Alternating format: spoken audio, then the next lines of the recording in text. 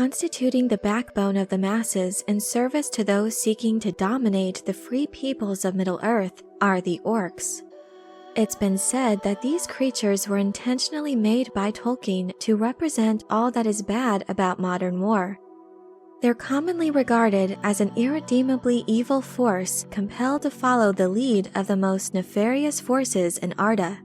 While the author never fully settled on the origin of the Orcs and their ability to pass on to the halls of Mandos, there is a lot of evidence in his writings serving as the basis for many different fan theories and conclusions on both their origin and their redeemability. In this video, I'd like to talk about the origin of the Orcs and whether or not all these beings are in fact evil. In perhaps the simplest explanation, it is commonly held that the Orcs were created before the First Age, and that they came from elves who were captured, corrupted, and deformed by the first Dark Lord, Morgoth. The fact that he was the most powerful of the Ainur is significant, as he would be quite capable of transforming beings that already existed. Among many other things, Morgoth was also credited for the propagation of other terrifying creatures such as dragons, wargs, and werewolves. However, it's established that Morgoth could not really create anything of his own volition. Instead, he could only copy and twist the creations of Eru Ilúvatar. With that being said, the idea that the Orcs originated from creatures that already existed is widely accepted. However, the exact manner in which the Orcs were created is never fully nailed down, as are many things in Tolkien's Legendarium. Part of this is due to the fact that Tolkien was in the process of rethinking their origin, as he wasn't entirely comfortable with the idea of their irredeemable nature, especially if it was assumed that they had free will. Therefore, what we as readers of Tolkien are left with is a variety of possibilities for the Orcs' true origins, which at the very least serves as a fun topic of fan debate. After digging deeper into this subject, however, instead of choosing just one possibility, my personal preference is to blend together elements from each of the more popular explanations as much as is reasonably possible in an attempt to arrive at conclusions that fit within Tolkien's wishes to not leave the Orcs in a place of theological confusion. The first explanation for the Orcs was that they were bred by Morgoth, aka Melkor, as they were formed from subterranean heats and slime. Their hearts were of granite, and their bodies deformed. Years later, Tolkien is noted as recording once again that the hordes of Orcs he made of stone, but their hearts of hatred. What I appreciate about this explanation is the idea that the Orcs themselves are less of a free-willed people and more elemental in nature. Therefore, they could be considered as an elemental entity imbued magically with the will and spirit of Melkor, rather than independent beings possessing free will and thus being able to deviate from evil. Years later, Tolkien introduces the idea that the Orcs were not made until Morgoth had looked upon the elves, and thus made them in mockery of the children of Ilúvatar. There he also maintains the idea that they are made of stone. This concept is later developed into an explanation which forms a basis for the most widely accepted origin of the Orcs. It is thereafter established that out of pure hatred for Eru, Melkor captured Eastern elves, imprisoning and torturing them.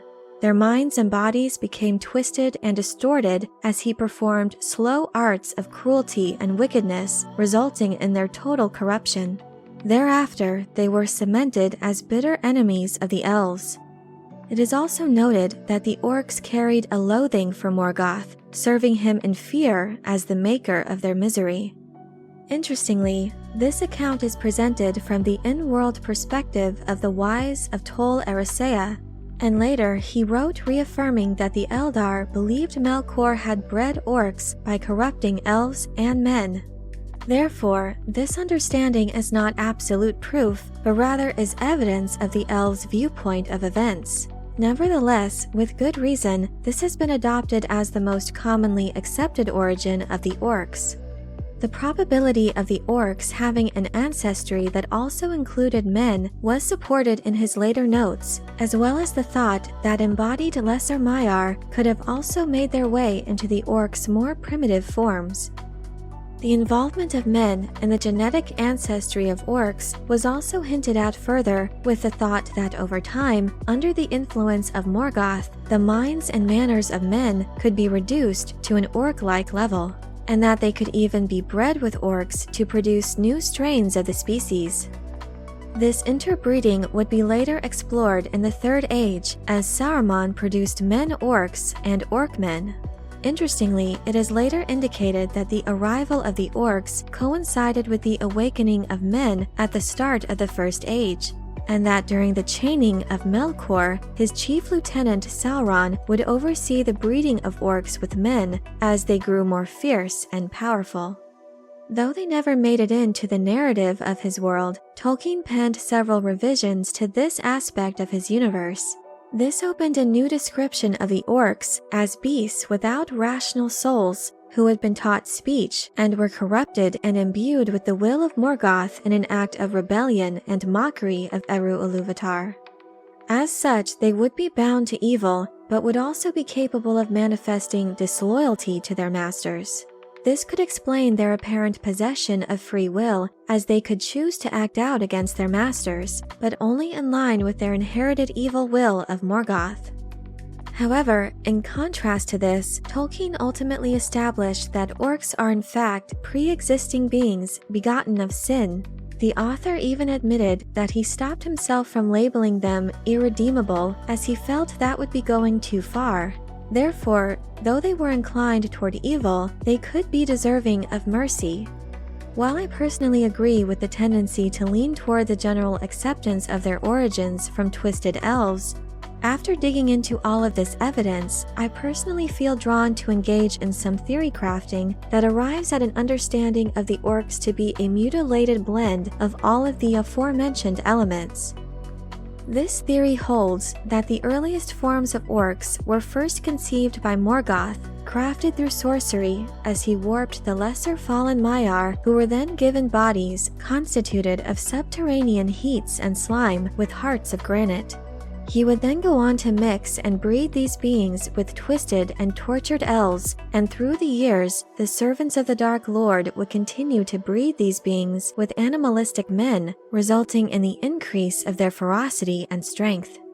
While the moral dilemma of the inherent evil nature of Orcs is something Tolkien never fully squared up, in order to arrive at an acceptable, unredeemable conclusion, I'd like to think that the spirit of the tortured beings who were twisted into the Orcs had departed to the halls of Mandos at some point during this process, leaving their bodies behind. These bodies then operated much the same as other spiritless beasts, which would pass on to their spiritless offspring as they were intermixed with other creatures. Otherwise, given Tolkien's consideration of the Orcs as a part of the world which was God's and ultimately good, I could also get on board with an explanation that upon an Orc's death, their spirit would then be freed of the corruption and influence of Morgoth. In this explanation, Morgoth's corruption can be likened to a curse which inhibited their free will and forced them to act only on evil inclinations. So upon their death, they would no longer be under the influence of Morgoth's corruption and would then pass on to the halls of Mandos along with the other children of Ilúvatar.